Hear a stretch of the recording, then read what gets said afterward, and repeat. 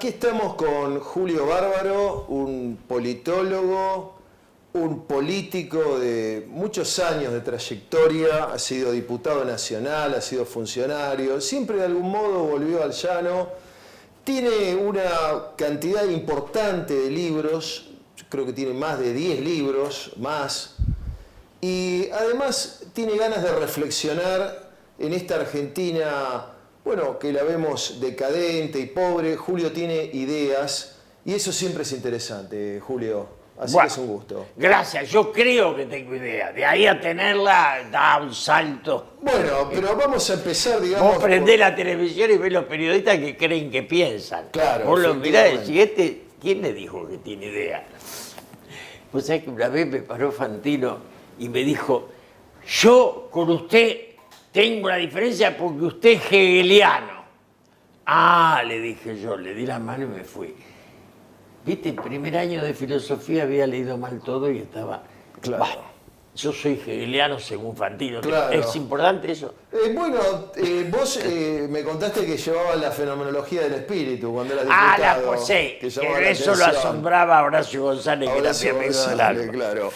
Julio, en tu vida, vamos a iniciar, digamos, en los años, si querés, formativos tuyos. Sí. ¿Cuáles fueron los personajes, los autores, lo que te fue formando en los fines de los años 50 y 60, básicamente, década del 60? Yo he ido de clase baja. Mi padre y mi madre no creo que hubieran terminado la primaria. Ajá. En mi casa no había libro. Digamos, yo me crié en las casas, pero en un negocio, después en un conventillo, no había libro, no se usaba. Después fui a un colegio de cura, un internado a los 14 años, y ahí un cura, Rómulo Rodríguez, un personaje hermoso, me entregó Kazantzakis. Sí. Y con Kazantzakis, Cristo nuevo crucificado. Y lo devoré. Después me dieron Van der Meer, Cuerpos y Almas. Graham Greene, El cielo y la tierra. Bruce Marshall, Cirios amarillos por París. Digamos, lo que era el pensamiento católico de aquella época. Claro. Que era, y después vine a Buenos Aires, ya en la universidad, Teilhard de Chardin, El fenómeno humano, el medio divino. Emmanuel Mounier, el personalismo, eso era el humanismo, eso eran los cristianos que queríamos entrar al mundo, y el cura Lebret. Esos eran los personajes. Después ya me engancho, mi generación tenía en Francia la luz, y en los delincuentes de los ingleses los negocios, que así eran. Digamos, los franceses pensaban, los tanos pensaban, los ingleses coimeaban. Y nosotros leíamos Malraux, Sartre y Camus. Ahora, Sartre y Camus, ¿no? Ahí hay un debate en Francia, ¿verdad? En torno a cuando Camus larga El hombre rebelde, una fuerte crítica, digamos así, a las ideologías, al totalitarismo, al estalinismo. Y desde los tiempos modernos, la revista que dirigía Sartre, primero le responde otro, luego Sartre, atacan duramente eso y salen a defender que más allá del totalitarismo y demás, plantean, es el caso de Sartre, al marxismo como el horizonte insuperable de su tiempo, ¿no? Sartre era de la Cámpora. Sartre era de la Cámpora. Bueno, La idea de la secta como pertenencia contra la libertad como forma de vida está en el nervio del ser humano, que va a la política también. Entonces, ¿qué es Sartre? El tipo que dice, Stalin no mata, me aparece Roger Garaudy. La fractura de los pensadores franceses con Rusia es lenta, dura y los deja sin destino. El PC, después de Stalin, no puede brotar más. Tiene un brote en Cuba, pero es un brote seco, ¿no? Claro, ¿no? Y además, en el caso que estamos nombrando, vos en una oportunidad asociaste como una suerte de afinidad electiva, ¿no? Entre esta cosa de la revolté, de la revuelta que está en Camus, con el pensamiento de Perón y con lo que a vos te entusiasmaba de eso, ¿no? Una cosa que también a su modo, por ángulos bien distintos, lo hacía César Marcos, que fue un gran dirigente y pensador peronista. Personaje ¿no? maravilloso el viejo Yo lo César, conocí maravilloso. en el 86, 87, y habrá muerto en el 89, por ahí, tipo brillante. Jorge Rulli y también Rodolfo Kusch, que Perón buscaba caotizar para generar creatividad y no organizar para tapar el elemento vivo, el elemento orgánico, ¿no? Rodolfo Kusch es un antropólogo que tenemos olvidado y que es uno de los grandes pensadores del movimiento nacional, ¿no? Yo tengo los 4 tomos, que me los regalaron los rosarinos Fundación Ross. de Fundación Ross. Efectivamente. Pero lo que vos planteás, yo entré a un peronismo, donde cada uno pensaba como quería. La idea del verticalismo es una de las limitaciones mentales de... Perón nunca fue de ordenar. Yo me acuerdo cuando arregla con Prieto, con Ramón Prieto, Frigerio, Botara, Frondizi, da la orden, gana Frondizi, y después le hacen una entrevista a Perón y le dicen, general, pero la mayoría votó en blanco. Y Perón lo mira y le dice, los leales eran esos. Ah, muy buena. Muy buena. Entonces, el tema central es que el pensamiento, si vos lo separás de la libertad, lo metés en la obediencia, que es lo que está haciendo Milei y lo que hace Cristina, que son iguales. ¿Por qué necesitan la obediencia? Porque es el trasfondo de su inseguridad. La transmisión del el inseguro necesita obediente. El Perón necesitaba hombres libres. Era libre Carrillo. Eran libres, pares, no impares. Para Milei es la hermanita y para Cristina es Parrilito, porque no pueden soportar la confrontación con un ser al que respeten, porque son inseguros. Esa inseguridad da la secta. El Papa Francisco, de quien me jacto de haber sido su amigo y en su papado me dio 7 horas, lo que le interesaba es que le lleve la contra. Y a la persona que piensa o que intenta, lo que más le aburre es la obsecuencia, ¿no? Claramente. Ahora, Julio, vos, ¿cuáles son tus primeros pasos políticos propiamente? El primeros pasos políticos, vengo a Buenos Aires del colegio, me anoto en agronomía, era taxista o camionero, cualquiera de las dos cosas, a los 18 años, y en agronomía, como había leído algunos libros, y era buena gente. Y yo era obrero y católico, entonces me mandan a la Liga Humanista porque a esta gente que era buena oligarquía, las que estudiaban agronomía, no les interesaba participar en la política estudiantil. Entonces, en el 63 me nombran delegado de agronomía a la Liga Humanista. Correcto. Y ahí empiezo. Y después, en el 63, entro a El Salvador, que es la carrera que voy a hacer, no agronomía, que no la voy a Claro, terminar. además sos eminentemente un hombre porteño, ¿no? Para agronomía, digo. Pero yo amo el campo. No, ya, sí. Amo sí. el campo. Pero Claro. sí, soy porteño. Julio, el humanismo era la organización, digamos, juvenil y universitaria de la democracia cristiana, ¿verdad? No, No. era anterior a la democracia cristiana y era más rico que la democracia cristiana. Pero, ¿cuál era la relación con la Muy democracia poca, cristiana? muy poca. Era la relación con el cristianismo libre, que no era la democracia cristiana. La democracia cristiana es una columna que viene de Italia y Alemania, especialmente de Alemania, de la Fundación Konrad Adenauer, que en ese momento nos bancaba mucho, después se estupidizó y banca a 3 vagos que se llevan los pesos por dar clase de nada. Viste que hay una degradación de todo. De todo, sí. Bueno, sí, también sí. de la Konrad Adenauer. De la ciencia política al coaching ontológico pasó. Sí, claro. O de la ontología fundamental, ¿viste? A El la coaching quiromancia. es a la política lo que el lifting a la belleza femenina. Claro. El guasón parecen, además. De forma, pero no.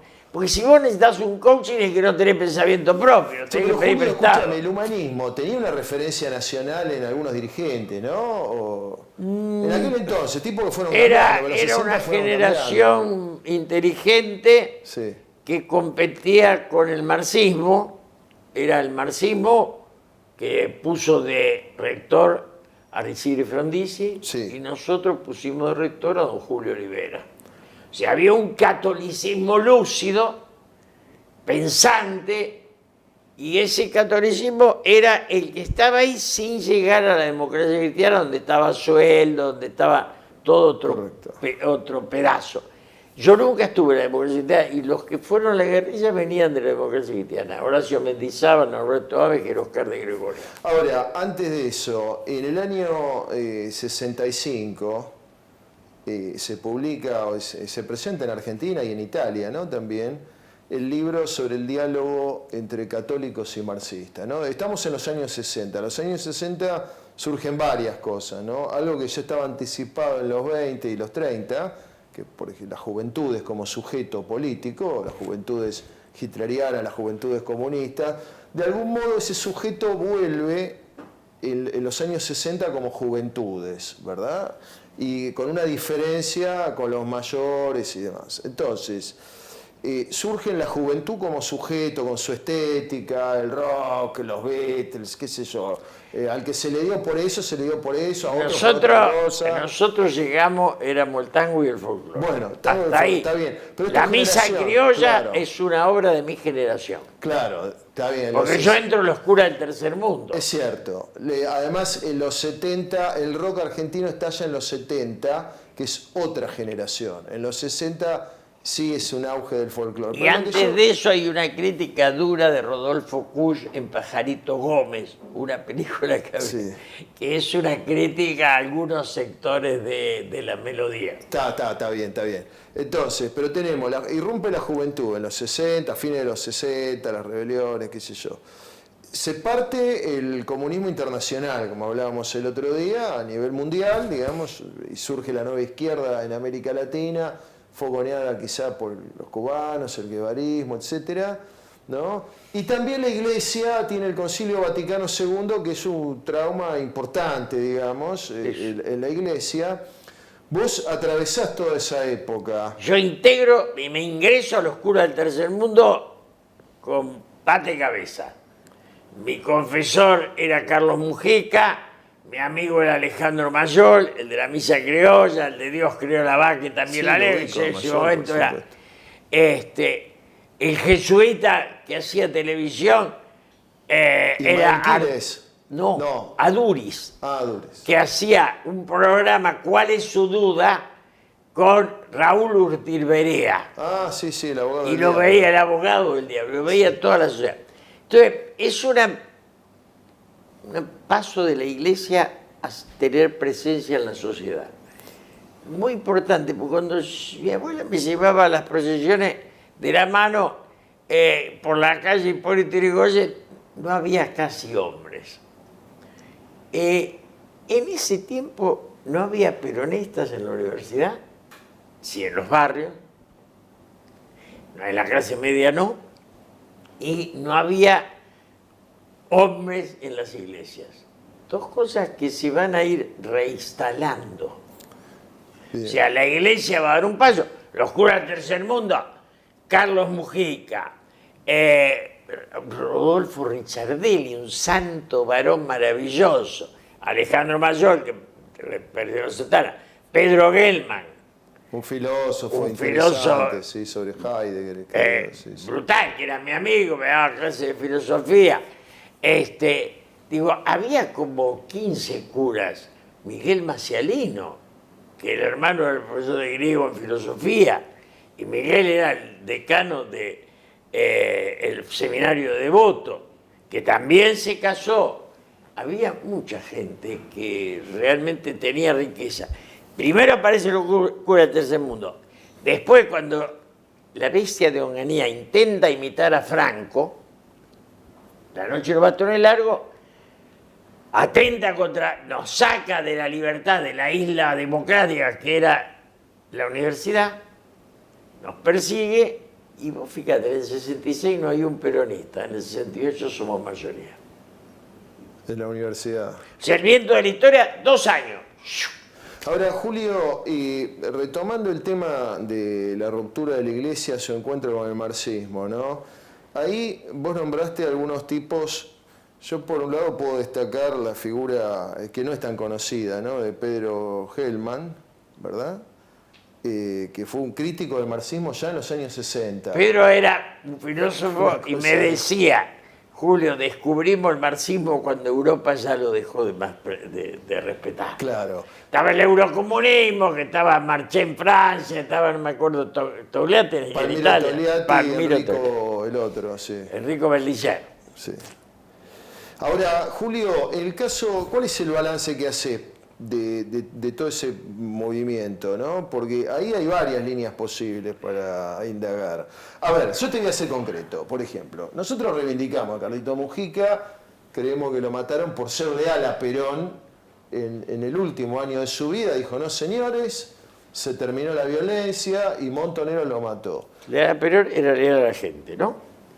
Sí, por supuesto, leal al pueblo. Estaba el pueblo y la vanguardia iluminada. Por supuesto, él se enfrentó a muerte, pero... Yo siempre digo, los que recibe Cristina, el balcón de Cristina está forjado por lo que expulsó Perón del balcón. Perfecto. Pero retomo esto, de algún modo Carlos Mujica, hasta el 73, fue una suerte de, diría, de capellán de Montoneros. No. Bueno, no. Pero él bendijo, a ver, yo no te digo que no debía hacerlo no, como sacerdote. El que era capellán era el ciego Carbone. Sí, Alberto Carbone. El ciego sí lo era. Mujica... Pero él tiene una ruptura con los Montos en el 73 porque tenía una relación. El proceso de fundación de los Montos yo lo viví todo, el Instituto Sanford, la discusión. Pero Carlos tenía actitud crítica a la violencia desde el origen de la violencia. O sea, desde el nacimiento de la violencia, Carlos Mujica tiene debate. Yo estuve en contra de la violencia del primer momento. Dije, yo no voy a matar. Punto. A mí no me la cuente, yo matar no, porque no me siento Dios. Y en la muerte estaba el nervio, en esa ejecución estaba el nervio del paso de la política a... Ahora, vos cuando eras dirigente humanista, viene toda la cosa del onganiato y demás, ¿no? Ahí comienzan algunas operaciones de inteligencia oscuras, ¿no? Porque hay que recordar, claro, hay que recordar a la gente que la idea era Onganía 20 años, ¿no? Venía el tiempo económico, tiempo social, tiempo político. Igual que Milei, pero por ahí más armada, más patriota, porque lo de Milei ya es que vende la patria en 4 años. Por eso ya Caputín se apura para ver si vende todo ya. Sí, Perón decía que la diferencia entre Onganía, que quería ser Franco, y Franco era que Franco tenía 1 millón de muertos atrás, en cambio Onganía 1 millón de vivos al lado, ¿no? Que eran todos los que lo bordeaban. Ahí los servicios que se contactan... ¿Qué pasó con los servicios de inteligencia de Onganía y con vos en esas circunstancias? A mí, yo vivía en la calle Castro Barros, yo era taxista, estudiante.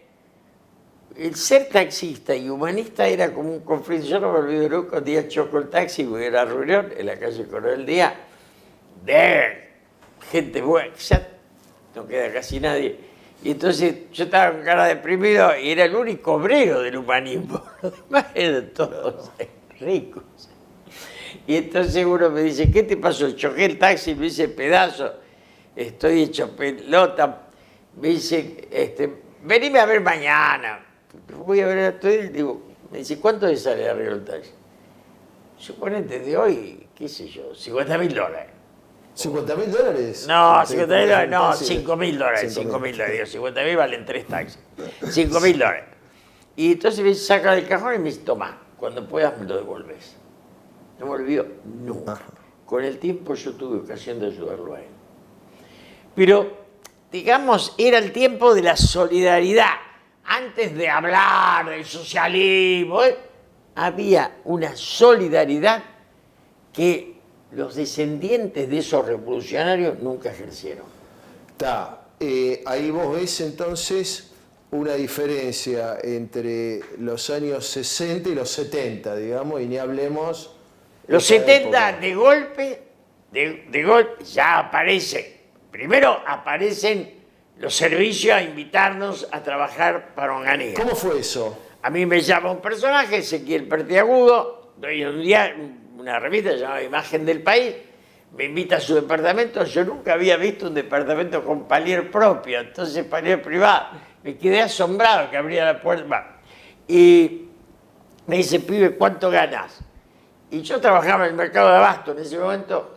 Digo, yo gano, qué sé yo, hoy sería un palo. Sí.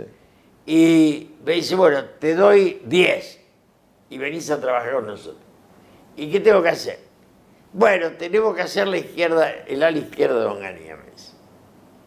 Y yo le digo, vos lo pienso una semana.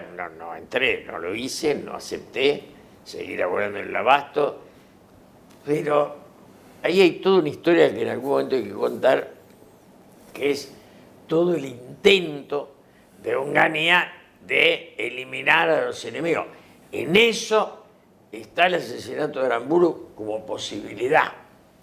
¿Por qué?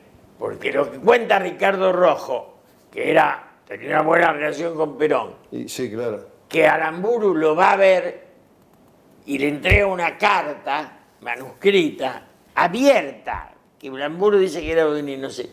Aramburu estaba muy golpeado por haber matado y haber firmado el asesinato de Valle. Hubo generales gorilas que le retiraron el saludo por tener sangre en sus manos, porque había matado a un amigo. No era. No, eran amigos, Valle, habían sido muy amigos. Y yo conozco una amiga cuyo padre le retiró la mano lo quiso abrazar a Aramburu y dijo, no, usted tiene la mano de sangre, yo no puedo. Yo no pensaba como Valle, pero respetaba a mi amigo. O sea, ese tema era grave. ¿Por qué? Aramburu mata, Rojas no, porque Rojas era un ratón, Rojas era un ser menor, un enano. Pero Aramburu todavía mantenía sus cosas y le lleva la carta a Rojo para que Rojo se la dé a Perón, donde Rojo le dice, ¿qué dice en la carta? Y pareciera ser que en la carta le planteaba un diálogo Perón-Aramburu para el retorno de Perón. Esto es lo que insinúa Rojo. Ricardo Rojo dice, la carta ciérrela, hay que mandarla a cabo, le da explicaciones y lo tiene que ver a la semana y a la semana desapareciera Aramburu de acá de la calle Montevideo. Rojo cuenta que lo llama a Lanusse y le dice, Rojo, venga, dígame todo. Y Rojo le explica a Lanusse todo. Y Lanusse dice, bueno, o sea, ¿qué estaba haciendo Aramburu? Adelantando a Lanusse. Por eso lo que uno puede quedar con la duda es si la fundación de Montoneros no fue un adelanto de aquella estructura de derechas que estaba planteando Onganía como gestión de un futuro propio. Claro, porque ellos además... no es conspirativo, es para dejarlo a... pero hay datos, ¿viste? Porque está el libro de Lozada, ¿te acordás? Alejandro Lozada anda a cantarle a Gardel. Claro, ahí están los datos. Y después está el asesinato yo lo tengo ahí de en Romano. Yo también, el asesinato de Romano en Mar Chiquita. Y el suicidio de Croco, que era el cuñado del Niato Rico en aquel entonces. Entonces, te queda la duda. Si lo fundó... Romano era el que le iba a dar la guita, la versión conspiranoica, que no tiene por qué ser tan conspiranoica, pero Romano era el que le iba a dar la guita, no se la dio, y el grupo original Monto deciden matarlo, esa es la versión, ¿no? Sí, no digo sí. que sea la realidad, pero deciden matarlo y le toca a Croco. Lo cierto es que el señor Firmenich, Vaca, Narvaja y Perdía son tres mediocres que si no le manejó los violines a otros no dan, porque vos no tenés en Uruguay a Mujica, Guido, tenés tipos Sendí, tenías tipos que te generaban admiración. En los montos los hubo, Pelado Satisky, pero casualmente, viste, hasta la muerte de Quieto, hasta la desaparición de Quieto hay un olfato, un olor a delación de... No, y después también la contraofensiva, todo Bueno, la eso. contraofensiva ya es la desnudez de la traición. No, fue manejada, sí. Eso. Ahora, pero volviendo, estamos entonces se produce el Cordobazo, todos los hechos de violencia, la boleta de Aramburu, ¿no? Y después comienza una serie de muertes extrañas también, por ejemplo, extrañas e innecesarias. Klosterman, Alonso, Coria, Rogelio Blanco un Bandor. poquito después, Bandor antes, sí. Ahí se da todo el proceso de surgimiento de estas organizaciones que a mi criterio no son propiamente guerrilleras por una cuestión de léxico al uso, porque la guerrilla es un movimiento popular español que, bueno, acá lo más parecido a una guerrilla fue o lo de Güemes o la resistencia peronista, pero las orgas, digamos. Yo creo que en Podemos esas llamar- muertes Sí, no había monto, es un invento, lo inventaron después. No había guerrilla, había la participación de los viejos peronistas, a los que conocí y, digamos, eran duros, punto. Y ante la traición te ejecutaban. sí, pero Klosterman no tenía sentido y Coria fue en el Coria, año 74. sí, pero tenía. Coria fue después del participacionismo, eso estaba en Está bien, Paraguay. pero- fue una muerte completamente innecesaria. Pero eran duros. Yo los viví, porque el peronismo tiene en esa gente un origen anarco. A mí me llevaron a Yo robar... sé quién estás pensando, no lo voy a nombrar. A Quédate nadie. tranquilo. A mí me llevaron a robar un potro para un 1 de mayo comer asado de potro robado. Punto. O sea, Dulzón. Sí. Dulzón. Sí. Pero te quiero decir, eran historias, había malos y muchos docentes. Vos fíjate, nunca se escribió la vida de los Frondizi, se escribe en vida de cuánto estúpido anda suelto. Riciere un genio, rector de la universidad. Arturo, el presidente de la Nación, y Silvio formaba el marxismo. Sí, sí, a leer. Y tenés estúpido que escribe en la vida de Pirulo Gómez, que tocaba la guitarra con los dedos del pie, pero esa historia es la historia de una inmigración que echa raíces y se enamora de la Argentina Ahora como hay un patria. tema ahí con los Frondizi que debo diferir, ¿no? En un punto. No es que, a ver, a los tipos les sobraba talento intelectual, sobre todo a Silvio, creo yo, pero los tres se destacaron. Ellos tienen... Hay antes, digamos, esto no lo digo en el sentido persecutorio, ¿no? Pero debo recordar que Arturo Frondizi manejaba el auxilio rojo en la Guerra Civil Española No, acá en yo Argentina. todo eso lo sé. Eso lo sabés, Pero ya lo lo sé. ya lo sé, pero yo quiero decir algo más profundo. Tengo más de 10 horas de Quiero diálogo decir con algo, Rogelio no, yo Frigerio. bueno, ahí tenés. El caso de Rogelio pasa lo mismo, como el caso de Prieto, ¿no? Ramón, de Ramón. Prieto, un hombre de la República Española, estuvo en la columna Prestes, bueno, un personaje Vos no los conociste, interesantísimo. pero los estudiaste. Pero los conozco, soy amigo de los descendientes, digamos. No quiero dar nombres, no hay que dar nombres porque uno es un hombre de Ramón código. Prieto es el que arregla Pero, con Perón el pacto de claramente, además Frondizi. estuvo en la columna Prestes y en el primer plan quinquenal de Stalin, que terminó, se hizo en 4 años. Mirá la experiencia internacional que tenía. Pero lo que te quiero decir, algo que Rulli había desentrañado y que me parece esencialmente correcto, que hay algo raro en el desarrollismo, hay algo raro en este sentido, hay como una especie de marxismo de la burguesía. Escúchame, yo fui amigo de Rogelio Frigerio y de José Bergelbar. Y yo en ese tiempo era una promesa política, después me convertí en un fracaso político porque la promesa fue negocio y yo no hice negocio. Los dos se autotitulaban pantaloneros y se habían formado juntos leyendo a Marx, a Hegel. Rogelio Frigerio, para que ingrese al grupo Mañeto, Aranda y Pagliaro, al grupo Clarín, no, al grupo superior, al grupo Sí, Clarín, sí, no, grupo los Clarín. hace hacer un curso de historia de la filosofía de Hegel, que les toma examen los sábados en La Plata, Ramón Prieto.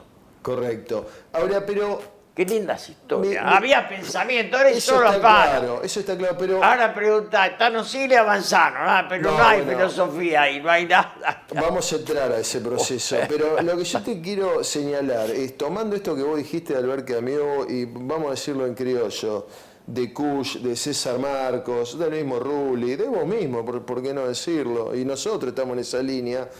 Ese pensamiento orgánico, popular y demás, en estos racionalismos siempre encuentra algo extraño. Por eso finalmente el desarrollismo nunca hizo pie real en la cultura En popular eso, argentina. ¿Me ahí explico? dijiste la segunda verdad. Porque el tema del marxismo, con el cual estaba asignada la guerrilla, es la ideología por encima de la conciencia popular. ¿Qué pienso yo con Perón? Y mira qué casualidad, con el Papa Francisco, que el mayor nivel de conciencia está en los humildes. Y que guiar a los humildes es expresar lo que son, no enseñarles lo que deben ser. La minoría ilustrada, o sea, por eso el Santo Padre da el salto de el cura, digamos, burócrata. Yo me acuerdo, él me decía, yo soy anticlerical. Y él era anticlerical en el sentido del clero como burocracia de la fe. El clero es la cámpora de la fe.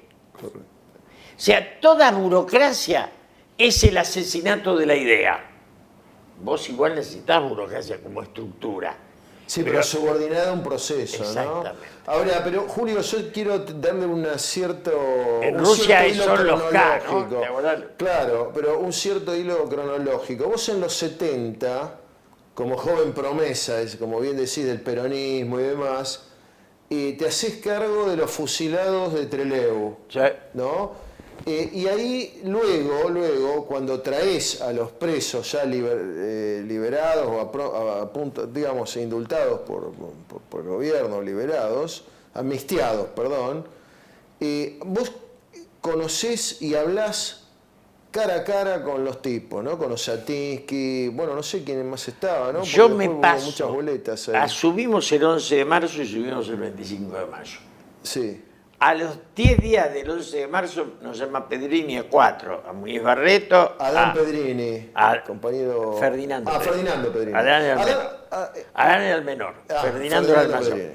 Pedrini, sí. Nos llama a Muñiz Barreto, a Díaz Ortiz, a Julio Vera Figueroa y a mí. Y nos dice, ustedes jóvenes tienen que ir a visitar a los presos de Trelew, tenemos un arreglo con el gobierno de la Lanuse que va a ir aflojando despacito. Bien. Y ahí nos vamos a Trelew y nos quedamos. Yo fui el que más tiempo se quedó. Y hablaste. Pero ¿Y cuál es la impresión que te llevaste de estos personajes? Porque son gente, digamos, que la historia heroísmo sin ideas. sin ideas. Me deprimió tanto, porque era desde ya los serpios tenían una impronta suicida. Yo me acuerdo que Fernández Palmeiro lo mata a Hermes Quijada y el Custodio de Hermes Quijada le tira la moto Sí, y le sí, pega a él. sí. Y me llaman los serpios, Era Ayacucho y Sarmiento. que era el 22 de agosto. Era el 22 de agosto, sí. Y me voy a la casa donde estaba él entonces le digo, llevémoslo al hospital y me dice, él no quiere ir al hospital porque no quiere quedar preso. Le digo, pero ¿cómo preso si lo vamos a liberar a todos? Nunca imaginó los guerrilleros presos que nosotros, la democracia, lo iba a liberar. Porque no tenían idea del poder. No entendían lo que era el poder. Y no lo entienden al día de hoy tampoco. ¿Qué es el poder, Julio? El poder es una conciencia. Es básicamente, esto lo discutí con el Papa, lo discutí con Néstor Kirchner mucho, con Rulli y con muchos otros. El poder es la conciencia. Si no, después es el ejercicio de esa conciencia. Pero, digamos, yo lo conocí al padre Bergoglio, después cardenal, nos peleamos, pero yo salía de verlo, y tengo un testigo que es Aldo Carrera, yo salía de verlo y decía, este tipo llega a papa, Aldo. Porque era tal el nivel de su conciencia que el lugar del poder estaba... O sea, ese es el real. Después está el poder de la guita, qué sé yo, lo tiene un equiap, pero son enanos de jardín. Los Ahora, regalos con pero la esta manguera. concepción del poder, digamos, ¿cómo la insertás en el tablero tan vertiginoso, concentrado, cambiante de los años 70? Y sobre todo el 73, digamos. Perón tenía una máquina de escribir y una lapicera. Con eso le ganó al ejército, con una Con eso- Remington, pero de máquina de escribir. Entonces, esa es la conciencia. Que es lo que expresa Vietnam en Dien Bien Phu. Que donde Ho Chi Minh ocupa el lugar de Napoleón. Sí. Y golpea el imperio para siempre. Porque después de Francia va a venir Estados Unidos y va a tener que perder igual. Sí, de Marengo, ¿no? De Marengo a Dien Bien Phu pasó. O sea, había más conciencia en Vietnam que el poder de Estados Unidos. Está ahí. Ahora, cuando vos hablás con estos personajes, digamos, digo personajes en el sentido histórico, No, con el ¿no? Papa. No me refiero, con Perón, me con el refiero a Papa. los 70, me refiero, todavía estoy con un orden más o menos cronológico intentando, ¿no? Vos ya tenías, en los 70 vos estás en lo que es la línea de, bueno, de la Organización Única del Trasvasamiento Generacional. No, entro después, sí, Está, entro no, después. si sí, vos entraste diputado, sí. digamos, Ah, en gran cuando entré medida, diputado, sí. por el despliegue de Álvarez, ¿no? Que Álvarez hace con el FEN, toda esa unidad, la mesa del Yo le trabajamiento. llevo el FEN, yo Sí, se lo llevo. Sí, Yo me engancho con Álvarez. Álvarez tenía una sola virtud. Era muy pensante y no quería la violencia. Si nosotros no hubiéramos entrado con el que llegó Álvarez, hubiéramos muerto con los Hubieran montos, muerto, porque claro. no tenías muchas otras opciones. El otro día recordábamos que antes de Seiza, que los montos hablan de la matanza de Seiza. No, el qué botón sé yo. Berbisky. El botón Berbisky toca pito y Bueno, explica pero con el eso lo pito, con reproducen, un tiene silbato. varios reproductores, digamos, ¿no? Sí. Álvarez te propuso a vos que vayas a los montos para decirle que las Hablé con organizaciones, Paco Urondo sobre- Monto, Guardia, etcétera, estuvieran a 500 del palco para que la gente que tanto lo había esperado fuera la que estuviera frente a Perón. Le diéramos prioridad al pueblo contra Claro. las organizaciones. Contá esa anécdota, la contaste el otro día, pero es bueno esto. 3 días antes de la vuelta de Perón, me junto con Paco Urondo y él venía en representación de los montos, yo de guardia, vamos a cenar y le digo, mira, o tomamos el palco a tiros, o lo tomamos con la policía, o desaparecemos de los carteles. Son 3 opciones. Tomarlo con la policía, si tenemos el poder, mandamos la... Chao. Claro. Pobre Bebe Rí, murió, te cuesta hablar de... Pero el Bebe decía, esta idea ridícula que la planteó la frívola de Nilda Garré, todo estos tipos, Rossi, que las Fuerzas Armadas son enemigas, es una Sí. es una parte del descerebramiento de estos tipos que son la nada, porque ¿no? Ni murió ni fue guerrero como me engrupiste vos. Claro. O sea, no fueron montos, no Me fueron robaste el guerrilleros, mercadito, no fue Tarbo, nada. Discépoli, Chorra, vos tu vieja y tu Chorra. papá. Pero, o sea, que como no son nada, Claro. porque Cristina nunca peleó contra la dictadura, al contrario, que aguetaban a los milicos, ella y Néstor. Cuando hubo que firmar el documento de los derechos humanos, Oraldo Brito se lo llevó, yo lo firmé, nosotros lo firmamos, el de la OEA, pero ellos se negaron a Hay que firmar. decir que lo firmó Herminio Iglesias Herminio y mientras la progresía respaldaba el proceso. Pero más bien, lo No, firmó se reivindica Herminio, Herminio por razones de que ha sido pero, tan y atacado, Niembro, ¿no? y Fernando Niembro lo Fernando firmaron, Niembro, que son sí, los... sí. Pero... Paulino, el papá. Y se niegan a firmar los Kirchner.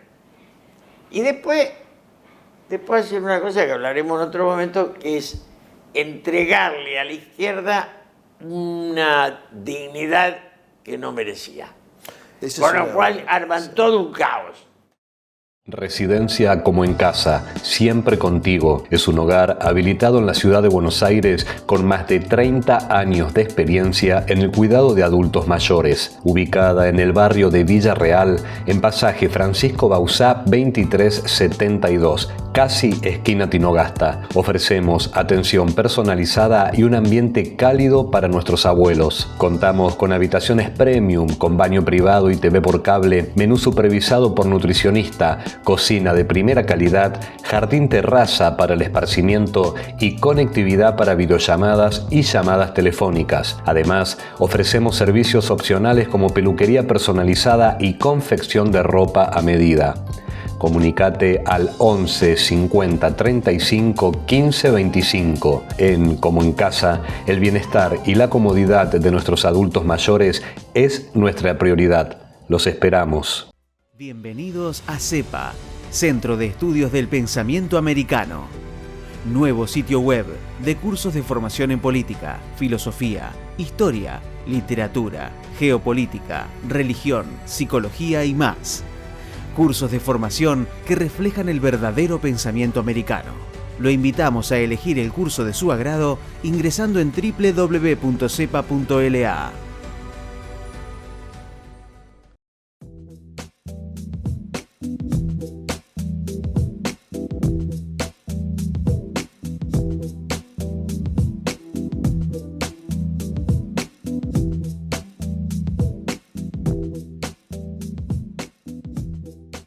Decir siempre la verdad primero tiene un precio. Dependemos de tu ayuda. TLB1, toda la verdad primero.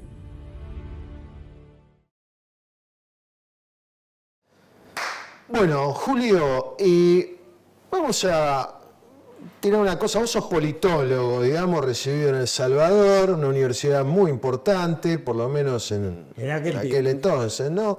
Bueno, pero todo ha ido cambiando, ¿no? Después yo me peleé y Bueno. decía siempre que era una academia firma con bendición papal. Bueno, se la daba el papa tuyo, tu amigo. Julio, hay dos visiones, ¿no? Grosso modo, de la política. Una es la visión de armonización a la que tendían, vamos a decir así, Platón, Aristóteles, Perón. Kush le llama fagocitación, asimilación, y la otra era del conflicto irresuelto, digamos, la del Carl Smith mal leído en el fondo, ¿no? Porque Smith tiene otras variantes posibles. La progresía heredera de los Montt y de NERP compró esta tesis de que hay que agudizar la contradicción, mientras vos sí realmente has hecho carne esta idea de Perón de que lejos de agudizar la contradicción, lo que hay que hacer es armonizar la Argentina para que despliegue, ¿no? Me acuerdo porque además participamos de un acto en que hablaste vos y el Momo, hablaron vos y el Momo en Gaspar Campos 1065, ¿no? Un rato. Ah, sí, claro, viví el Momo, a quien rindo modesto homenaje. Bueno, te quiero preguntar sobre estas distintas visiones de la política. El logro del político es forjar una síntesis. O sea, el conflicto existe siempre. Pues fíjate, Malraux dice que el siglo XX parecía el de las ideologías y terminó siendo el siglo de los hombres. China fue Mao, Francia fue De Gaulle, la India fue Gandhi, Sudáfrica fue Mandela, la Argentina fue Perón, digamos, Inglaterra fue Churchill, Alemania fue Adenauer. Quiero decir, los hombres fueron más importantes que las ideologías que portaban. Y ahí se da el tema de la síntesis, digamos, de una expresión de poder donde la sociedad se siente reflejado en ese ser. Donde Perón pierde libertad para ser ellos y ellos pierden libertad para ser él. Esta relación dialéctica que se da con el líder es para Max Weber, una de las formas, es el poder carismático. El carisma es eso, donde distintos pensamientos se sienten expresados en esa. Vos fíjate que el peronismo fue la expresión más alta del patriotismo en la Argentina. El peronismo es mucho más que el peronismo. Viene de antes y sigue después. Yo siempre marco. Hay patriotismo con Aramburu, que es asesino, sí. Con la Onanía, en su mediocridad, Teresaco, Faldisi y con Ilia. Con Lanussi, con Levisto. Y más patriotismo tiene Levisto, Lanussi o Onanía que Carlos Olmedo. ¿Y que Cristina? También, a ver, no sabe de qué habla. De esos discursitos Uribe, pero son discursos para la izquierda. La izquierda es un reduccionismo a la nada, es un Fidel Castro. Un discurso para acariciar el fracaso. ¡Qué patada! ¿Qué es la izquierda? El lugar donde te instalás para no dejar nunca de ser minoría. Esto es sí, porque el pueblo no es de izquierda, tampoco es de derecha. La conducción de la ciudad se ejerce desde el centro. Ese centro es el que ocupaba Perón.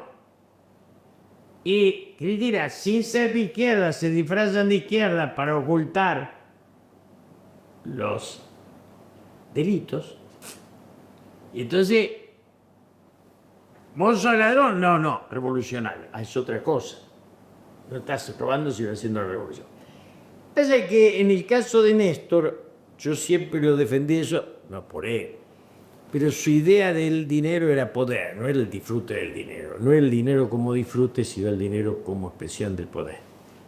Cosa que el ratón de Turco Menem era la destrucción del... Veía al ferrocarril y decía, metámoslo, ¿cuánto me dan? Y no vendió a la madre. O sea, el turco era más lacra. En el sentido, Néstor tenía una vocación de dignidad que el turco tenía. Ahora, yo me acuerdo cuando vivía Kirchner, hablaban del proyecto, ¿no? Era algo que se hablaba en la segunda, no había proyecto más que acumular poder, digamos. Soy fundador del grupo Calafate con Alberto Fernández. Vos también se juntabas con cada uno. Y fundamos, y en un momento Duarte me regaló las carpetas de la desplegada, no había proyecto. No había proyecto, claro. Ahora, Julio, vos, volviendo un poquito antes, ¿no? Estuviste, bueno, en la época militar, fue dura para vos, en un momento, bueno, participás de esta cosa extraña para nosotros no, pero que fue intransigencia y movilización peronista, donde estaba Vicente Savi y la Guita de los Montoneros, ¿no? Y el diario La Voz. Después viene La Voz. Después viene La Voz, en fines del 82, principios del 83, ¿no? El diario La Voz. Pero eso procede de la Guita del Montobank, La Voz. No la va a poner el turco Sadi, la Guita, ¿no? Entre nosotros. Yo tardé, pues es que en ese proceso yo soy secretario de ese grupo, que es la recuperación de la política, cuando vuelvo del exilio. Y el secuestro, cuando salgo del secuestro, viene a ella, me dice Vicente Savi que digas que te secuestraron por ser de intransigencia y movilización. Digo, no, me secuestraron por ser argentino. Claro. A vos te secuestra la banda de Aníbal Gordo, ¿no? Me lleva General Villegas, qué sé. Sí. Pero, digamos, yo venía al exilio, la pasamos muy mal. ¿Dónde estuviste exiliado? Estuve en Julio? España, me fui con Chunchura Villafañe, viví a Bella con Pino Solana, de ahí fuimos a París. Pero era vivir de las migajas de lo que vendías acá, vendías el coche, vivías unos meses, te vendían... yo tenía una chacrita 25 más, te vendían eso y vivías otros meses, pero era ¿No tejiste vínculos así con la política francesa? Por ejemplo? ¿Perdón? O sea, no te los dejaban, porque el tema del... No había comprensión del exilio sin guerrilla. O sea, ¿por qué te exiliabas? Yo me inspiré porque el personaje de Claudio Escribano nos sacó en La Nación que estaba vacilado en Embajada de México. Entonces fui a verlo a él y lo que atendió y que ahora da curso de democracia fue el pensador de la dictadura. Diario de la Nación con Claudio Escribano fue el ideólogo de la dictadura militar. Y hoy es un genio de ADEF, Asociación Libre de Periodistas Sí, sí. que sonríen y respiran. Bueno, ese personaje oscuro y nefasto es el pensador central que es la dictadura militar. Los editoriales de la Nación eran los editoriales de la dictadura. Pero si no, la dictadura no tenía civiles que la pensara. No eran Pereira, Viernes. Después se baja el solo, Macera.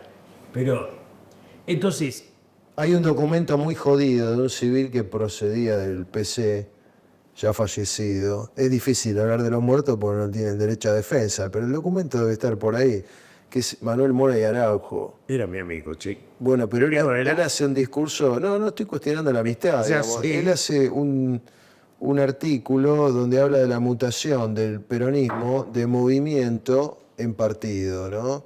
Y eso fue algo que se lo tuvieron que leer y comer los presos en el barco, los 33 orientales. Ah, en ese tiempo lo hizo.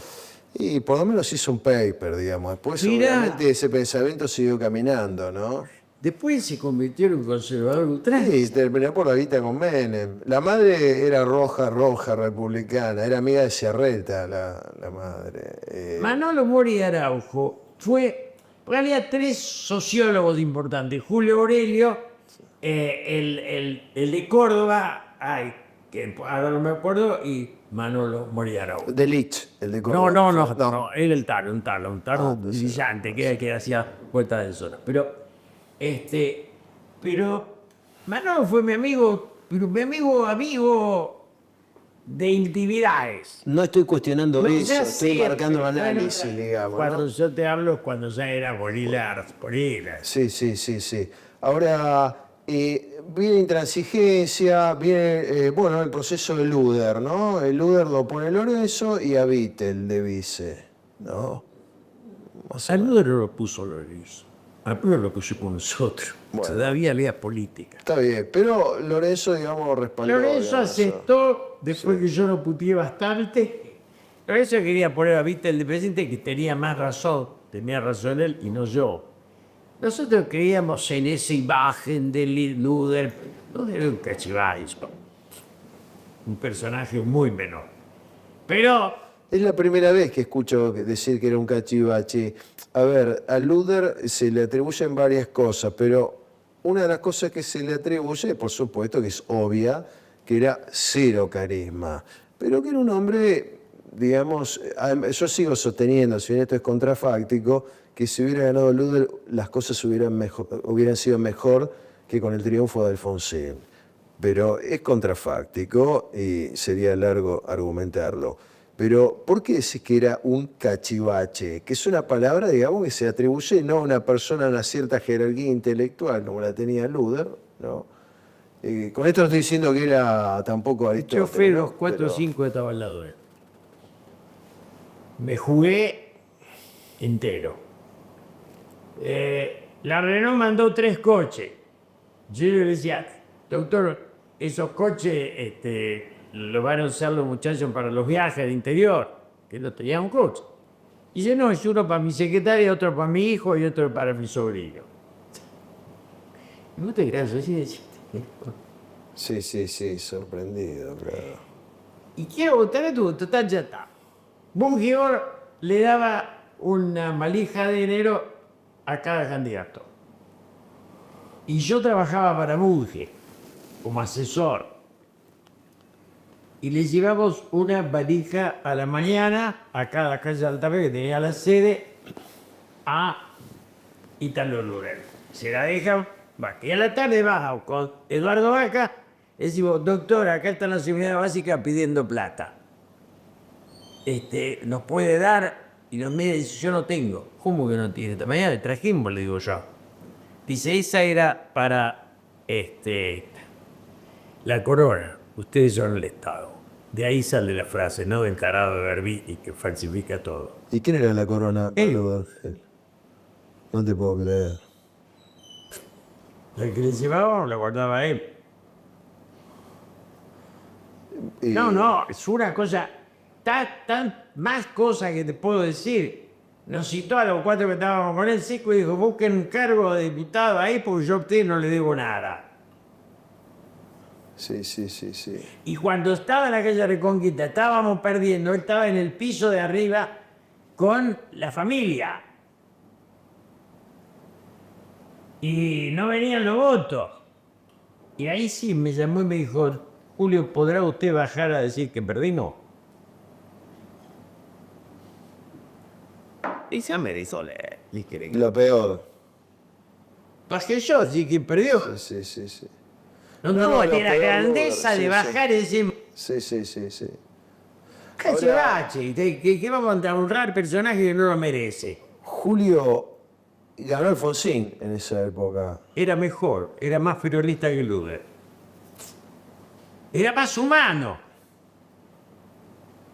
Tenía mejor relación con la gente. Llegaba a comer al globo, estaba Alfonsín, los abrazábamos, saludábamos todos. Era un... Yo era amigo de Caputo, que estaba todo el día con Alfonsín.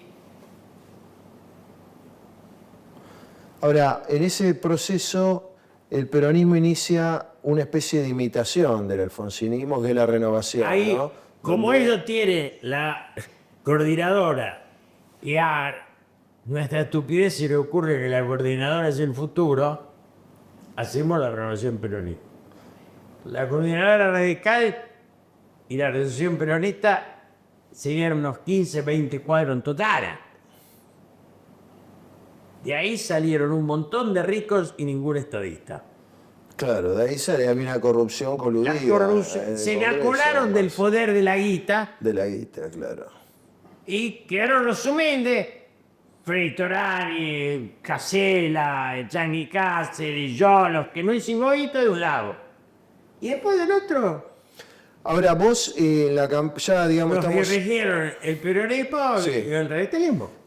Menem le gana, te digo, yo en esa época participé de esa interna, le gana a Cafiero Yo ampliamente estaba en con todos lados. sí, Vos estabas con el Menem. odio de Cafiero los venía pelón, pero ¿Cómo no odiaba tu amistad con Bunge? Porque, digamos, no todos los días toca la puerta Bunge, igual al menos en mi casa, ¿no? O algún La historia es muy representante. simple, Sí. muy simple. Yo creía, concebía que Perón en el 45 en la industria Flor de Lis, en Miranda. Sí, En el 73 es Gelbar. Gelbar era la informática, Gelbar era Alual Aluar. y Fate. Claro. Que después quedan los más grandes, que son unos judíos chiquitos, bajitos, rastreros, pero son todos enanos, esos son todos enanitos, no siguen parados. Pero digo, en aquel momento todavía se expresaban con la conciencia de la pobreza industrial. Claramente. Y yo decía, ¿quién es el productor de riqueza de la Argentina? Porque todo lo que Bunge producía era lo que el pueblo consumía. Todo. Desde la pintura a los fideos Matarazzo, a la sábana, a las latas, todo. Era la Argentina industrial, la expresión de esa Argentina industrial era Bunge. Sin relación con el Estado. Ahora, cuando ellos se juntan con Menem, ¿no? Y Yo lo juro. Vos lo sí, Lo claramente. juntan con Sí, el sí, Tata sí. Joffre. Tata Joffre, Tata Joffre y Julio Mera, que no estaba. Sí.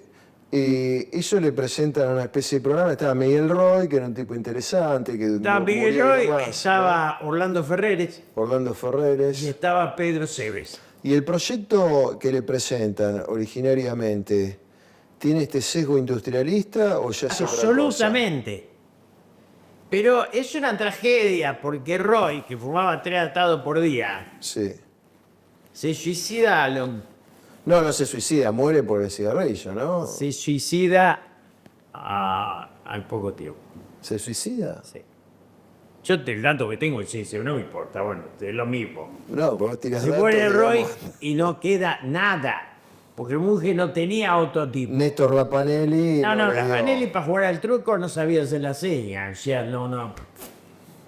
Ahora, pero también ese es un problema, ¿no? Porque vos fíjate, es un problema mundial también. El sector del agro, ¿no? históricamente tuvo intelectuales orgánicos, en el sentido gramsciano, aparatos ideológicos como La Nación, la prensa en su momento, los medios de comunicación, cooptaron Clarín. El industrialismo tuvo Clarín por un tiempo, el desarrollismo, ¿no? Clarín, pero después lo cooptó nuevamente la línea agroexportadora. Lo que te quiero marcar es que hay un problema de los sectores industriales argentinos para Marcos Citrium. Claro, y después con Marieto. Pero lo que quiero marcar es que hay un problema. Ni hablemos en la clase trabajadora y los sindicatos. Cero. Pero hay un problema en el industrialismo, en las industrias argentinas para fogonear intelectuales orgánicos, universidades que piensen en los términos industrialistas. Sí. Y políticos que en consecuencia tengan que ver con eso, ¿no? Ahí estás tocando dos temas importantes. Los sindicatos, por un lado, a los que Perón nunca les quiso dar la soberanía. Se la dio Canea, por supuesto, como parte del pago del apoyo al golpe. Que arruinó todo. Claro. Arruinó Trajo todo. la guita. Sirve porque si hoy echaran a esto, entrarían todos zurdos y teníamos huelga todos los días. Pero planteabas el otro tema de que no hay conciencia por diciendo que vos fíjate que el agro es vendepatria. O sea, esto de que el agro esté de acuerdo en que se puedan privatizar la tierra a nombre de extranjeros, demuestra que no sirven ni siquiera como malos herederos de la tía gorda para defender lo propio. O sea, el patriotismo es la defensa de la patria. Esto que hace Zelensky, aunque no te guste, con Croacia. Con Ucrania, sí. ¿Sí? Con Ucrania. Con sí, Ucrania, perdón. Con Ucrania. Esto es la base, digamos, lo que hace Brasil con Lula. En México está claro, esa identidad. Sí. México se enamora de su identidad. Brasil se enamora. Hasta Uruguay, Chile. El único país que no está enamorado de ser lo que es somos nosotros. Porque al menos tenemos un gran pedazo. Yo, la primera vez que lo vi al Papa, le dije, si usted hubiera nacido en Brasil, no hubiera existido quien se atreve a hablar mal de usted. Me dijo, ni en Chile hubiera pasado eso. O sea, porque la patria se hubiera sentido honrada. Acá te aparecía la asociación de masones gorditos. ¿Viste? Trepicheto, Roa, todos los plujos, esos. Salían ahora, porque la masonería decía, y ahora te están diciendo que van a traer un pastor protestante de Miami. ¿Tiene mucho poder la masonería en la Argentina? Sí, tiene poder, sí. Tiene poder de degradación, porque no es una masonería. Tiene poder, y si no, no se explica el pichetín colorado. Pues dice, ese pichito donde se veía el chiqui por el bolsillo. Un día pisamos, fuimos a comer, ¿por qué era un pelabuelo? Pero no son ni siquiera ateos, son gorditos, qué sé yo, le tiraron lo que ellos están con el poder tú. Ricardo Roa era amigo mío, me dijo saludar. Es su director de Clarín, pero esos tipos que se han pasado el tema del converso. Es brutal. Se han convertido a la clase dominante. Porque, ¿qué es el peronismo? La otra parte del antiperonismo. El antiperonismo es una forma, se le paran los pelos de... El anti es el sostén principal de la causa.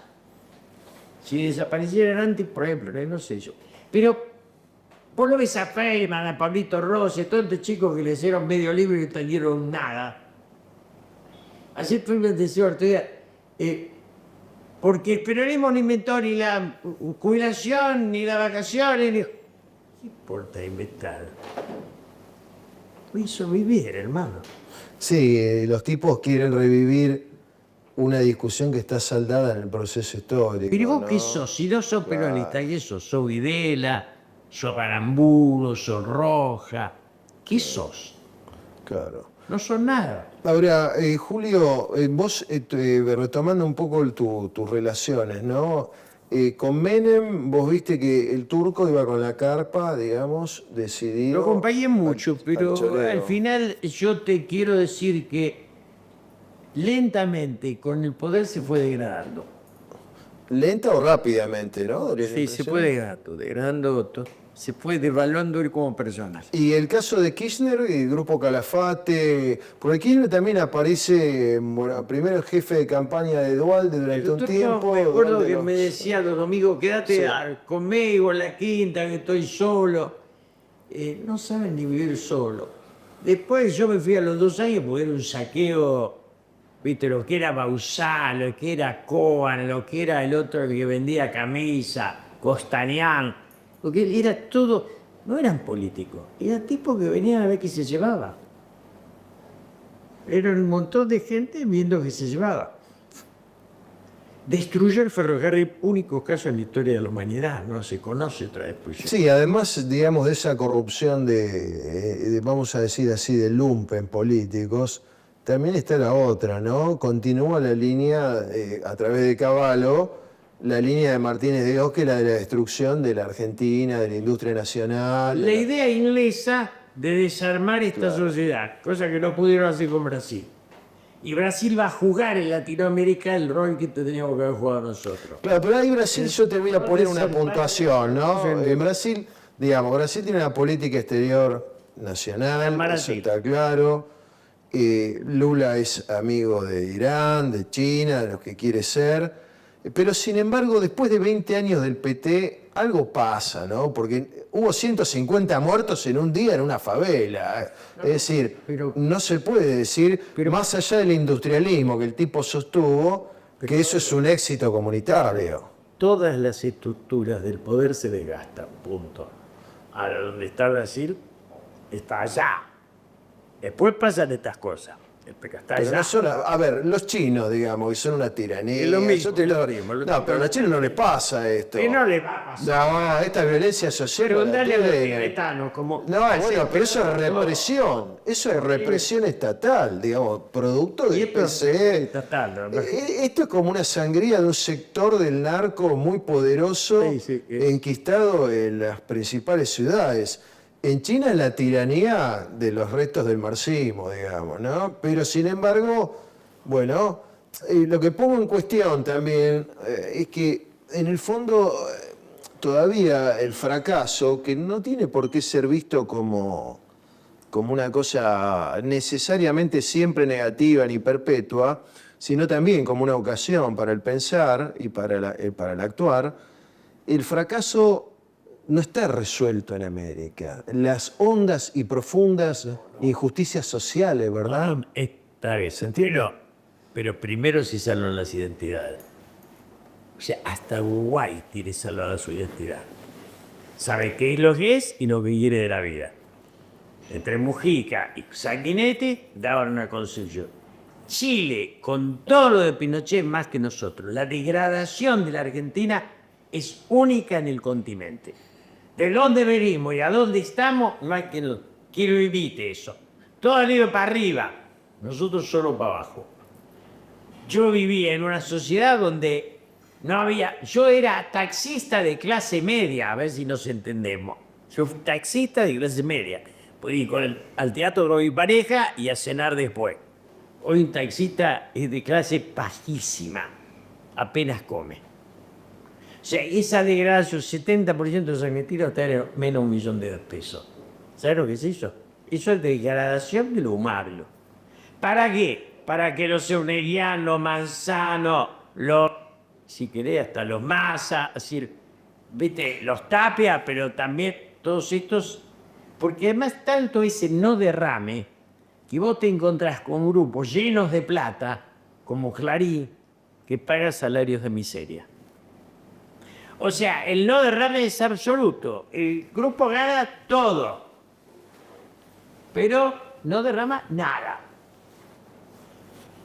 Y eso es ahí está la falsedad central de la venta de la bestia analfabeta de Cavallo.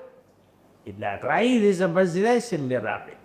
La concentración de la riqueza. Vos tenías 100 almaceneros y hiciste 10 supermercados. Mataste a los Pepe para darle la ganancia de la gaseosa a Carrefour, la empresa extranjera. ¿Lo permitió París? No. ¿Lo permitió Roma? No. ellos sostuvieron su pequeño comercio. Estamos pagando royalty por el remate. Pero la firma rematadora vende royalty para rematar, que lo hacía Camá, todo lo de la vuelta de tu casa eran rematadores.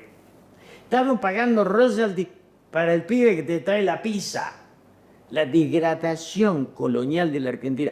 Yo le decía a Mauricio Macri, cada farmacia, el que avanza farmacista es un clase media que degrada en clase baja. Pero un socio de Macri, el dueño. ¿Eh? Es un socio Sí, de Macri. pero yo se lo decía. Porque te decían, ¿quieres ser político o quieres ser...? Y además nunca entendí la razón del rico. Cuando vos ves al rico, yo conocí a Macri, me conocía a Samuel Lieberman, a Urregian, a Moneta. Conocí un montón. ¿Y qué es el rico? Y el rico es un desesperado que no asume que en su acumulación degrada al otro. Para crecer bien necesita matar al otro. Bueno, pero ahí damos con uno de los problemas, ¿no? Más allá de estos personajes que vos nombrás, que es esta lógica del capital, ¿no? Acumulativa y destructiva, que es la que se termina imponiendo.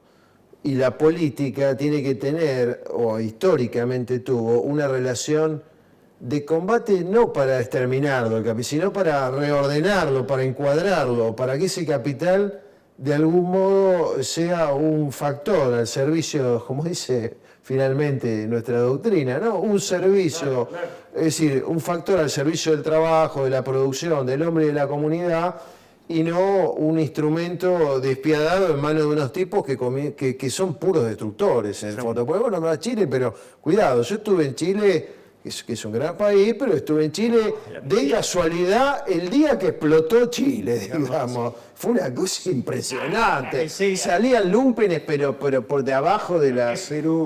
Bueno, esos son países, ser narcoestado, digamos. El caso del Perú es un narcoestado, digamos. El Chile es otra cosa, es más ordenado. Pero finalmente, Julio, vos, digamos, en este mundo donde hay concentración de la riqueza, miseria popular, en esta Argentina donde nosotros podemos decir, sin temor a equivocarnos en absoluto, que la democracia, como se la vendió, digamos, ha estado muy lejos de la promesa de su bautismo. Hoy tenemos un país peor que en el 83 para la gente, ¿no? El tema central es el golpe de Videla con Martínez Dios mata a 10.000, que nosotros dimos vuelta por la ley humana, insistimos, pero no tocamos el proyecto en que trajo Martínez Dios. Claro. La ley de identidades financieras, la deuda no se externa. tocó nunca. Claro. Entonces, nos quedamos con los desaparecidos, que además, hay que decir 30.000, porque si no son negacionistas. Es un dogma de retardado, ¿eh? Sí, claro. Además la memoria de la derrota, de la tortura. Si es un, ¿viste? Si un número es un dogma, te pasa. Sí. Entonces, yo veía el otro día, juro por los 30.000 desaparecidos y la libertad de Cristina. Porque los bolsos estaban vacíos. Yo creo que hay que asumir que esa plata se fue, ¿o no? Ahora, después de todo esto, el peronismo, como tal está terminado, ¿no? Como pensamiento, nunca... No como pensamiento, me refiero como fuerza histórico-política. No, como sello. Después de que usen de disfraz el turcomé, Claro. ¿viste? Con los menemitos estos que se roban la tarazandía de los parques. Y los kinder para hacer revoluciones, reivindicar revoluciones que nunca soñaron, ya está. Ya, el peronismo es un disfraz gastado. Yo digo siempre es un recuerdo que da votos. Sí. Pero el recuerdo ya no da votos. Por ejemplo, pero la gente ya no te vota. Sí. Lo Ahora, que pasa es que el antiperonismo nos mantiene vivos. claro, el antiperonismo es Además, el es una sueño negatividad. gorila de superar al peronismo es eliminar la oposición. Y ahí pasan de un deseo a una imbecilidad. Porque si vos tomás lo que hace Milei hoy, yo me acuerdo, yo lo acompañé a Mauricio Macri, llegó Durán Mara, salí corriendo, le dicen quédate con él. ¿Por qué? Porque lo considero un imbécil. Y me da vergüenza que ese tipo pile. Te digo un todo francese, pues da vergüenza. Pero es un tipo que dice todas pavadas, rurales y comunes. Y Marquito Peña, que es una cosa. Va. Y un año antes de que Macri termine, me encuentro a un amigo de Macri en TAC. Viene y me dice, ¿cómo te va? ¿Qué sé yo? Ganamos, ¿no? Digo, primero yo me fui de ustedes. No les pedí ni un... No me mandaron ni una caja de vino por haber estado con ustedes. Nada, pero además no tienen gesto, los ricos no tienen gesto. Y en ese momento te digo esto y al otro día me llama Mauricio y me dice, ¿podés venir? Porque acá se voy a... No. Dice, ¿por qué decir que voy a perder? Pues ya perdiste, le digo. ¿Cómo? Si todas las encuestas... Pero a mí no me pagás. Si me pagaras tengo que ganar. Pero está tan claro que ya perdiste. Esto fue para la segunda vuelta, digamos, ¿no? Me imagino. Bueno, cuando peleamos, La última, claro. Pero Sí, se sí, sí. 2000 y yo decía en mi frase, sin que se corra gana. Me dice, ¿qué te dice? Está Cristina y vos. El que ponga un suplente gana la elección. Si vos tuvieras grandeza poner a otro, peleás. Si te queda vos, te pisas. Porque habían perdido los dos. Entonces, vos decís, ¿cuánto dura Milei? Y Milei es vos lo ves a los Caputini, a los Menemitos, a todos estos tipos. Son saqueadores que tienen los canales de televisión propios. No, nosotros no podemos. Eso tiene en el país, nosotros el gato silvestre, estamos complicados, hermano. Sí, que no es nuestro, ¿no? El gato silvestre. Ahora yo te quería decir que está... No hay pensamiento. Por eso, Hoy no hay pensamiento. tomando este tema, el tema del pensamiento, ¿no? Y, digamos, vos marcaste bien, uno puede ir antes, ¿no? El caso de Perón, digamos, es una expresión y una conducción de un mundo y de una Argentina con pensamiento. Ahí estaba la nueva Argentina de Alejandro Bunge, estaba la línea nacional del ejército, el revisionismo histórico, bueno, había muchos núcleos de pensamiento.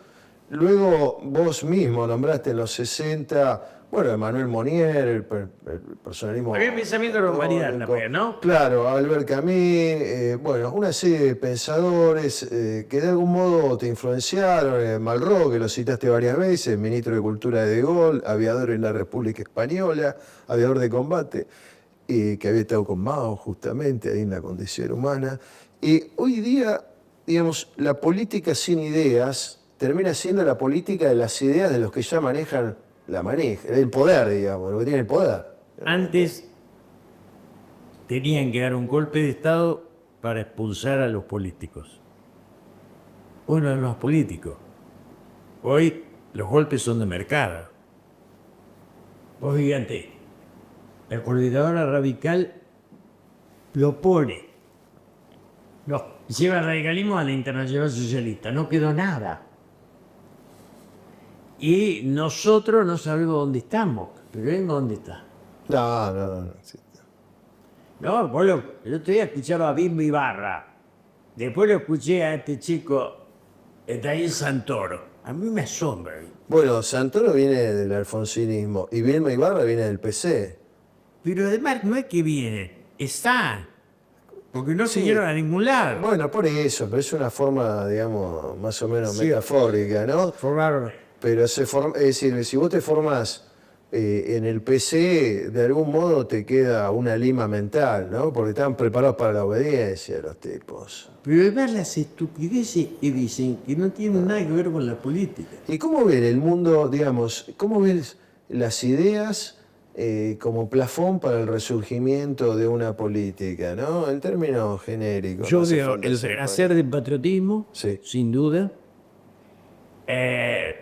Los ladris van a desaparecer, va a haber que enfrentar los bancos, va a haber que recuperar una industria digna de devolver la mano de obra que necesitamos. Yo recuerdo siempre la frase de Mao cuando Stalin lo llama y le dice, te regalo camiones. Mao le contesta, no, por ahora no, porque no sabría qué hacer con los chinos. O sea, son etapas del desarrollo de la sociedad. Entonces, me parece que lo que está sucediendo como esencial es que la antipatria está consumando su destrucción al límite. Y de ahí va a venir solo la reconstrucción, que exige sacar las dos enfermedades, el menemismo como saqueo de la frivolidad y el kirchnerismo como saqueo disfrazado de revolución. Pero son dos saqueos, los dos en nombre del peronismo. Bien, ¿y qué idea positiva, digamos, de comunidad, de justicia, cuál sería la idea positiva, a tu criterio, que va a tener predominio, además del patriotismo, ¿no? La solidaridad, la integración social. Vos vas a Italia y vos ves, porque en Europa, que el pequeño comercio ha sobrevivido porque el Estado impidió la concentración. ¿Viste? Ese hecho fundamental, la concentración es pago de royalty de todo. Claro. Estamos comprando ropa usada, Importada. importando ropa usada. O sea, esa degradación, el comerciante es, Marechal tiene un libro hermoso, Autopsia de Creso, La autopsia de Creso. Claro. que dice, esto no es una autopsia, sino una biopsia in extremis. No puede ser que el economista dirija la sociedad. Julio, ¿qué le dirías a los muchachos y a las chicas más jóvenes que te van a ver en esta circunstancia? ¿Qué tienen que leer? ¿Qué tienen que hacer? ¿Qué les recomendás, no? Yo digo Para siempre ir cerrando. que el destino de alguna persona está basado en lo que la historia le regale. Y a los jóvenes nuestros, la historia le regaló lo más importante, que es devolverle la esperanza y el futuro a una sociedad. Si quieren vegetar, tienen Europa, tienen Estados Unidos, tienen Miami, por la vegetar en cualquier lado. Si quieren trascender y convertir los sueños en realidad, es un desafío que solo les ofrece nuestra patria, que lo necesita y para ellos es el mejor regalo, una razón de ser para vivir. Bueno, magníficas palabras, Julio. Muchas gracias.